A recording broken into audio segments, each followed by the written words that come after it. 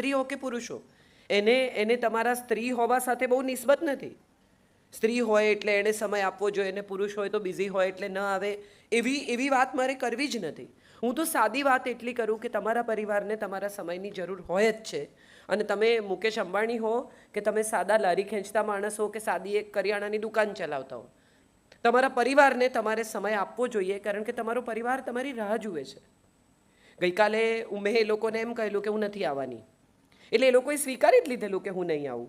પણ મેં જ્યારે ના પાડી હતી ત્યારે પણ મને ખબર હતી કે હું સરપ્રાઈઝ આપવાની છું. અને એ લોકો બધા મજા કરતા હતા, ત્યારે જે રેસ્ટોરન્ટમાં હતા ત્યાં હું પહોંચી ગઈ અને એટલું બધું આનંદનું મજાનું વાતાવરણ થઈ ગયું. અરે તું ક્યાંથી આવી ગઈ આમ તેમ.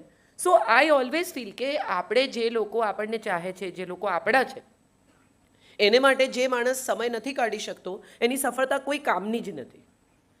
એકલો માણસ ક્યાં પહોંચી શકે, શું કરી શકે? તમને એક મજાની બહુ રસપ્રદ વાત કહું. કોઈ પણ વસ્તુ આપણે કાયમ માટે હંમેશ માટે સાચવવી છે, પણ તમે વિચારી જુઓ કે કુદરત પણ કશું હંમેશ માટે નથી સાચવતી. એ પણ ફૂલ સવારે ખેરવી નાખે છે, નવા ઉગાડે છે.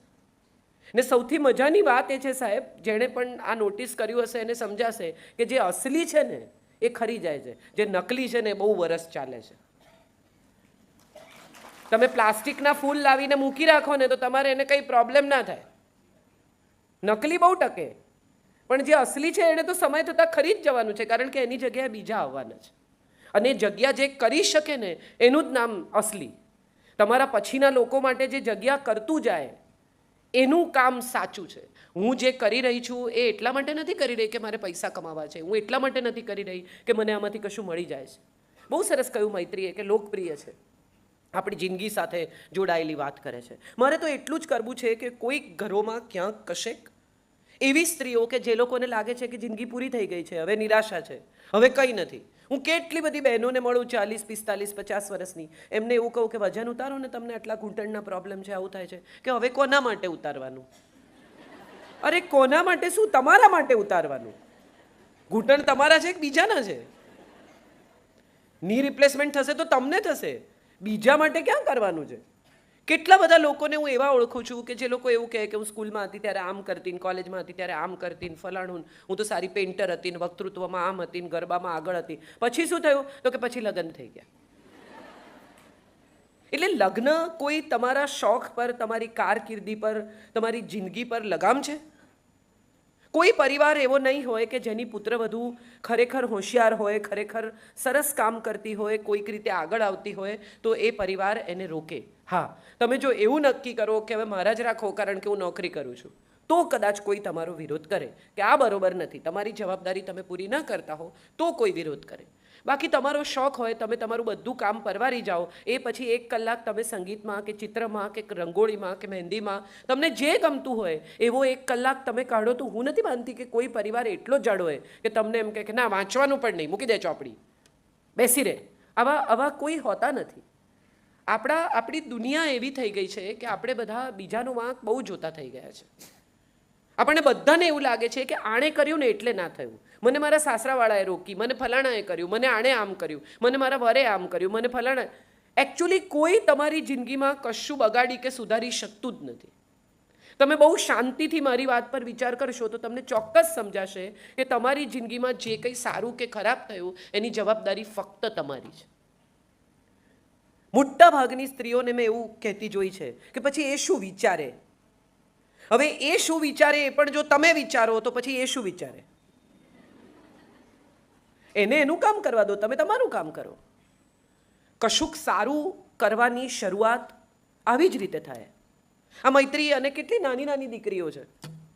હવે એ લોકો આ કાર્યક્રમ કરવા ગયા અને કદાચ કંઈ ભૂલોય થાય, કદાચ કંઈ ગૂંચવાડોય થાય. એવું પણ બને કે એ લોકો આ કાર્યક્રમને, એમણે તો કર્યો બહુ સરસ રીતે, નામો લગાડી દીધા છે, બધું પરફેક્ટ કર્યું છે, એકદમ પરફેક્શનમાં કાર્યક્રમ થયો, પણ સપોઝ ના થાય, કંઈક એવું થાય કે જે ગુફઅપ થાય, તો એથી આપણે એવું નક્કી કરીએ કે આટલી નાની છોકરીઓથી ના થાય, અમે તો તમને પહેલાં જ કહેલું, આ બધી મગજમારી રહેવા દો.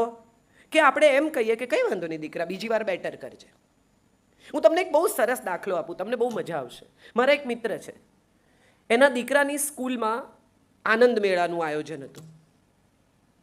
તો આનંદ મેળો હતો એટલે બધા છોકરાઓએ પોતાના સ્ટોલ લગાડવાના. એટલે એનો દીકરો આવ્યો ને એણે કહ્યું કે ભાઈ મારે સ્ટોલ કરવો છે. એટલે 13 વર્ષનો દીકરો ને એનો મિત્ર 14 વર્ષનો ને બીજો એક છોકરો 13 વર્ષના, 3 જણા સ્ટોલ લગાડવા. એટલે અમે બધા હસતા હતા કે તમે શું કરશો, તને આવડે જ શું, તું ઘરમાં તારી ચાદર વાળતો નથી, તું આટલો સવારથી સાંજ સુધી આનંદ મેળામાં શું કરીશ, ઊભો રહીને લોકોને આપવાનું, પૈસા લેવાના, કેટલું કામ હોય છે, તું ઘરમાં કંઈ નથી કરતો. એટલે કે ના મારે કરવું જ છે. કીધું કંઈ નહીં, ચલો sandwich is a good idea, તમે લોકો સેન્ડવિચનો સ્ટોલ કરો. એટલે બધું માથાકૂટ કરીને આમ તેમ. પછી એના ફાધર બહુ સરસ માણસ છે, એજ્યુકેશનમાં છે, એટલે એમણે એમ કહ્યું કે તને કોઈ મદદ નહીં કરે, તારે બધું જાતે કરવાનું. તો કે હા કરીશ. એટલે એને કહ્યું કે જા તું તપાસ કરી આવ કે બ્રેડ કેટલાની આવે. દાખલા તરીકે આનંદ મેળામાં 500 માણસ આવે અને એમાંથી અડધા તારી સેન્ડવિચ ખાય તો તારે કેટલી બ્રેડ જોઈએ. અહીંથી શરૂ થયું. બ્રેડ, ચટણી, કોથમીરનો ભાવ શું, ફલાણાનું આમ શું, સાઈડ કાપેલી બ્રેડના કેટલા, નહીં કાપેલી બ્રેડના કેટલા, તમે ઘરે લાવીને કાપો તો કેટલી મહેનત પડે. ધીરે ધીરે ધીરે ધીરે ધીરે ધીરે એણે આ બધું ગોઠવ્યું. આમ સામાન્ય રીતે એને ઉઠાડતા પગે પાણી ઉતરે. અમે બધા, તમારો પણ અનુભવ એ હશે કે છોકરાઓને સવારે ઉઠાડવા હોય તો તમને એમ થાય કે એ ભગવાન અને કેમ ના ઉઠાડીશું.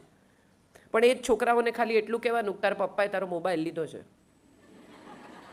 ઠેકડો મારીને ઊભા થઈ જાય કે બેટા પપ્પાએ મોબાઈલ જુએ છે, હો તારું, પતી ગયું. એ દીકરો એમનો 13 વર્ષનો ઊભો થયો, સવારના 6:30 વાગ્યામાં નાહી ધોઈને રેડી છોકરાઓ, અને બધું ચટણી બનાવીને આ કર્યું ને બધું લઈને ગયા અને સરસ આમ ઉપર સ્માઇલી બનાવીને સેન્ડવિચ આપે ને બધું ચાલ્યું. બપોર સુધી તો ધમધમાટ બધું ચાલ્યું. બપોર પછી પગ દુખવા માંડ્યા. સવારે તો ઉત્સાહમાં હતા એકદમ ને બધું પૂરું થયું. સાંજ સુધીમાં તો આમ તમે નીચો તો પાણી ટપકે એવી સ્થિતિ. અને માંડ ઘરે આવ્યા અને પછી હિસાબ કરવા બેઠા. 150 રૂપિયા ઓછા થયા. ધાર્યું તું એના કરતાં એમણે જે હિસાબ લગાવેલો એમાં 150 રૂપિયાની ખોટ ગઈ. Very good. હવે રાત્રે તો મોઢું ચડી ગયેલું, આંખમાં આંસુ ને અરે રે ને મેં તો પૈસા ઓછા કર્યાનું. તો એને તો એમ હતું કે તો કેટલાય કમાઈ જઈશ, એને બદલે આ તો પૈસા ઘરમાંથી ગયા. એના ફાધરે બહુ સરસ વાત કરી જે મારે તમને કહેવી છે. એના પપ્પા એને બેસાડ્યો અને એને કહ્યું કે દીકરા શું થયું? તો કે 150. હવે હું જિંદગીમાં કોઈ દિવસ આવું કરું જ નહીં ને, આવી તો ભૂલ કરું જ નહીં ને, આવી તો મહેનત હું કોઈ દિવસ કરું જ નહીં ને, ફરી સોરી ને હું તમને આ પૈસા મારી પીગી બેંકમાંથી આપી દઈશ ને, બધું જાતનું થયું. અને ફાધરે બધું સાંભળી લીધું. પછી એને કહ્યું કે હવે મારે તને એક વાત શીખવવી છે કે આપણે 150 રૂપિયાનું નુકસાન થયું, કંઈ વાંધો નહીં. તું બજારમાં ગયો, તને વસ્તુ ખરીદતા આવડી. આજે દાખલા તરીકે કોઈ આવું ટ્રેનિંગ આપે તને વસ્તુ ખરીદવાની, તો એના કેટલા પૈસા થાય? એણે કીધું કે જે થાય તો ખરા, ક્લાસ હોય આવા તો પૈસા લાગે. પછી કે આ બધું મેથ્સ તે કર્યું, આટલું બધું ગણતરી બધી કરી, એના કેટલા પૈસા? આખો દિવસ તે કામ કર્યું, તને સેન્ડવિચ બનાવતા આવડી. આવી તો કોઈ કુકરીના ક્લાસમાં, કોઈ રસોઈ શાસ્ત્રના ક્લાસમાં જાય, ચટણી બનાવતા આવડી, તે જાતે કોથમીર ચૂંટી. આ બધું તું જો કરે તો તને કોઈ રસોઈના ક્લાસમાં લઈ જાય તો કેટલા પૈસા લે? આટલા. હિસાબ કરતાં કરતાં કરતાં કરતાં એવી સમજણ પડી કે એ છોકરો 3,700 રૂપિયા પ્લસમાં હતો. ભલે રોકડા રૂપિયા હાથમાં નથી આવ્યા, પણ 3,700 રૂપિયા એવા કે જે એને શીખવી શક્યા હોત, જેના એણે પૈસા ચૂકવવા પડ્યા હોત, એ શીખી ગયો. આપણે બધા જ ક્યાંક ને ક્યાંક, કશેક ને કશેક આપણી દીકરીઓને બહુ દબાવી દઈએ છીએ. મારે એ વાત કરવી છે. તમારાથી ન થાય, આ બધી ક્યાં નવી લફડા લીધા, તારે સાસરે જઈને કરજે, આ બધું અહીંયા મારે મગજમારી ના જોઈએ. આ જ્યારથી પ્રોગ્રામ ચાલુ થયો છે ત્યારથી તું તો ઘરમાં 5 મિનિટ આપતી નથી, ઘરનું તો કોઈ કામ કરતી જ નથી. આ બધાની વચ્ચે એનો ઉત્સાહ, એનું પ્રોત્સાહન તો સૌથી પહેલું એને એના ઘરમાંથી જ મળશે. જે મમ્મીઓ આજે 40-50 વર્ષે અફસોસ કરે છે કે અમે કશું કરી ના શક્યા, અમે ભણ્યા નહીં, અમે આગળ ના વધ્યા, એ મમ્મીઓ એમની દીકરીને એ જ દિશામાં લઈ જવા માંગે છે. તમને જે ખૂટ્યું છે તમારી જિંદગીમાં, એ જ વસ્તુ તમે ફરી રિપીટ કરી રહ્યા છો. એ કશું શીખશે, એક અનુભવ લેશે, ભલે નુકસાન કરે, ભલે ક્યાંક ખોટી હોય, ભલે ભૂલ કરે. જો ઘરના લોકો એની સાથે ઊભા નહીં રહે તો કોણ ઊભું રહેશે? આપણે બધાએ એમની પીઠ થાબડવી જોઈએ કે આ 7 દીકરીઓએ ભેગી થઈને આવો કાર્યક્રમ કર્યો, જબરજસ્ત. મને ફોન કરવાથી શરૂ કરીને મારો નંબર શોધવો એ પણ મહેનતનું કામ છે. ત્યાંથી શરૂ કરીને નંબર શોધવો, આ પહેલાં જેવું છે કે જ્યાં બ્રેડ કેટલાની મળે છે પૂછી આવો, પહેલાં તો કાજલનો નંબર ગોતી આવો. તમારે બોલાવા છે, વાત સરસ છે, પણ પહેલાં એનો નંબર શોધ, એને કોન્ટેક્ટ કર, એ હા પાડે છે કે નહીં એ જો. ત્યાંથી શરૂ કરીને આજે આ એકમ્પ્લિશ થયેલો, પૂર્ણ થયેલા કાર્યક્રમ સુધી એમણે કેટલા કલાક, કેટલી મહેનત, કેટલા સપના, કેટલો પરસેવો પોતાની જાતનો આમાં રેડિયો છે. તો મને તો એવું લાગે કે આવી દીકરીઓ હોય ઊંઝા ગામ પાસે તો એને તો વધાવી લેવી જોઈએ જબરજસ્ત તાળીઓ સાથે. આજે આપણે બધા જે દિશામાં જઈ રહ્યા છીએ, બેટી બચાવો ને બેટી પઢાઓ ને, આમાં પોસ્ટર કેમ મારવા પડે છે? આજથી 50 વર્ષ પહેલાં, 100 વર્ષ પહેલાં આવો કોઈ અભિયાન ચલાવવું પડતું નહોતું. તમે કોઈ દિવસ એવું અનુભવ્યું કે તમે બધા જ્યારે સ્કૂલમાં હતા, કે હું જ્યારે સ્કૂલમાં હતી ત્યારે આપણે આવું બેટી બચાવો બેટી પઢાઓના ક્યાંય પોસ્ટર વાંચ્યા? આજથી હજારો વર્ષ પહેલાં આ દેશમાં સ્ત્રીને પઢાવવાની, સ્ત્રીને ભણાવવાની પ્રથા હતી. જનક રાજા અનાઉન્સમેન્ટ કરે છે કે હું સૌથી જ્ઞાની ઋષિને સોનાની ખરી મઢેલી 1000 ગાયો, 1000 સુવર્ણ મુદ્રા અને આખું વર્ષ એનું આશ્રમ ચાલે એટલું અનાજ, દૂધ વગેરે આપવા માંગુ છું. ઋષિઓમાં શાસ્ત્રાર્થ થાય છે. આ નક્કી થાય છે કે ઋષિઓ આવીને શાસ્ત્રાર્થ ગોઠવાયો છે અને યાજ્ઞવલ્ક્ય આવીને કહે છે કે લઈ લો ગાયો, મારાથી ઇન્ટેલિજન્ટ કોઈ છે જ નહીં, હું જ સૌથી બુદ્ધિશાળી છું, મારાથી જ્ઞાની ઋષિ કોઈ છે જ નહીં. અને મોટાભાગના ઋષિઓ નીચે જોઈને બેસી રહે છે, કારણ કે બધાને ખબર છે કે યાજ્ઞવલ્ક્ય સૌથી ઇન્ટેલિજન્ટ છે, સૌથી જ્ઞાની છે. અને ત્યારે એક 20 વર્ષની છોકરી ઊભી થાય છે જેનું નામ વચકનુ ઋષિની દીકરી છે, ગાર્ગી. એ ઊભી થઈને કહે છે કે 1 મિનિટ, મારે તમને થોડા સવાલ પૂછવા છે. ગાર્ગી અને યાજ્ઞવલ્ક્યનો સંવાદ એ તૈત્તરીય બ્રાહ્મણનો સૌથી ઉત્તમ સવાલ જવાબનો સંવાદ છે. સાદા સવાલોના એ સાદા જવાબો માંગે છે અને યાજ્ઞવલ્ક્ય જેવા ઋષિ સ્વીકારે છે કે તું આટલી બધી બુદ્ધિશાળી સ્ત્રી મેં આજ સુધી જોઈ નથી. સવાલ એ છે કે એક દીકરી ઊભી થઈ અને એણે એમ કહ્યું કે મારે પ્રશ્નો પૂછવા છે, ત્યારે બધાએ ભેગા થઈને જો એને એમ કહ્યું કે બેસ જા, નહીં પૂછવાનું, તો જિંદગીમાં આપણને ગાર્ગી જેવી વિદુષી સ્ત્રી ન મળી હોત. આપણી પાસે કેવી કેવી કથાઓ છે. સુકન્યા નામની એક દીકરીને એના પિતા પૂછે છે કે તું આપકર્મી છે કે બાપકર્મી છે?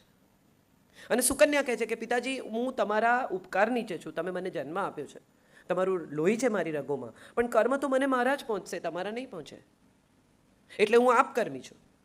એના પિતાને ખૂબ લાગી આવે છે અને નક્કી કરે છે કે હવે આને તો પાઠ જ ભણાવીએ. પોતાની જાતને બહુ મહાન સમજે છે, મૃત્યુને આરે પહોંચી ગયા છે, મરી જ જવાના છે, હવે એની પાસે બીજો કોઈ બહુ લાંબો જીવવાનો સ્કોપ નથી.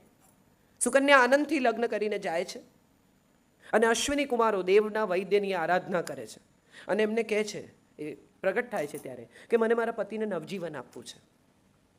દેવો સ્વર્ગથી આમળાનું વૃક્ષ લઈને આવે છે.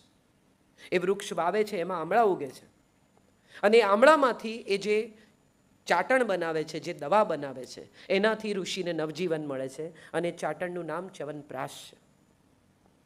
બહુ બધા લોકો એવા છે કે જેને આવી વાતો આપણા દેશની દીકરીઓ વિશે ખબર નથી.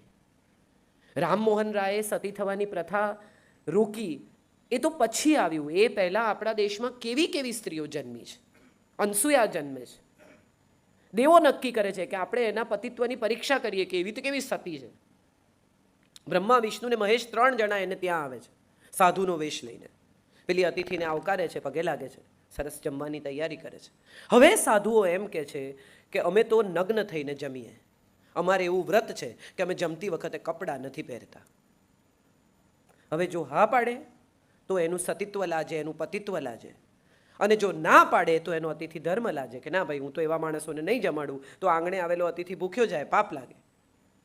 હાથમાં અંજલિમાં પાણી ભરે છે, ઈશ્વરનું નામ લે છે અને નક્કી કરે છે કે જો મેં જિંદગીમાં કશુંય ખોટું ન કર્યું હોય તો આ 3 બાળક બની જાય. બ્રહ્મા, વિષ્ણુ ને મહેશ 3 નાના નાના બચ્ચા બની જાય છે. હવે નાના 1.5 વર્ષના છોકરા કપડાં પહેરે તો શું, ન પહેરે તો શું. એમની પત્નીઓએ આવવું પડે છે વિનંતી કરવા, પગે લાગવા કે મારા પતિઓને ફરી પાછા એમના મૂળ સ્વરૂપમાં આપી દો. આ આપણા દેશની સ્ત્રીની તાકાત છે. કેટલા બધા લોકોને આપણે એવું કહેતા સાંભળ્યા છે કે સ્ત્રીની બુદ્ધિ તો પગની પાની હોય. સાંભળ્યા છે? હા કે ના? 1000 વાર સાંભળ્યા છે, બરાબર? હવે મારે એ બધી સ્ત્રીઓને એક સવાલ પૂછવો છે કે આખા શરીરનું વજન કોણ ઉપાડે છે? પગની પાની. તમારી પાની ઉપર તમારા આખા શરીરનું વજન છે. આ પાની ઉપર આખા શરીરનું, આ સમાજનું, એના પરિવારનું, એના સંતાનનું વજન ઉપાડે છે સ્ત્રી. એનો આનંદ થવો જોઈએ આપણને. પાની એ કહે ને ત્યારે આ યાદ રાખજો હવે, કે ભલે પાની જ વજન ઉપાડે છે. પગમાં એક નાનો કાંટો વાગે પાણીમાં તો આખું શરીર નથી ચાલી શકતું. હા કે ના? તો પછી એવું કોઈ કહે એટલે આપણે સાંભળી લેવાનું. પણ પ્રોબ્લેમ શું છે એ હું તમને કહું. આપણે ત્યાં પ્રોબ્લેમ એ છે કે દ્રૌપદીને જ્યારે એના પિતાએ કહ્યું કે હવે આપણે મત્સ્યવેદ કરીશું અને તારો સ્વયંવર કરીશું, ત્યારે દ્રૌપદીએ એમ ન કહ્યું કે ના ભાઈ તમે સ્વયંવર કહો છો ને, મારો વર હું મારી જાતે નક્કી કરીશ. આ બધી પરીક્ષા આપણે રાખવી નથી. પછી કર્ણ ઊભા થયા. એ કોની રાહ જોતા હતા? દ્રૌપદી કૃષ્ણની. એટલે જેવા કર્ણ ઊભા થયા એવી એને ખબર પડી ગઈ કે આ તો બહુ જબરજસ્ત બાણાવાળી છે, આ જીતી જશે. ત્યારે એણે શું કહેવાનું હતું કે તમે પછી આવજો, તમે નહીં કરતા. એને બદલે એણે શું કહ્યું? હું સૂત પુત્રને નહીં પરણું. આપણો પ્રોબ્લેમ એ છે કે આપણે જે પ્રોબ્લેમ છે ને એને એડ્રેસ નથી કરતા, એની આજુબાજુ ફરીએ છીએ. આવું શું કામ બોલવું જોઈએ કે હું સૂત પુત્રને નહીં પરણું? આપણી જીભ આપણને સૌથી વધુ નુકસાન કરે છે.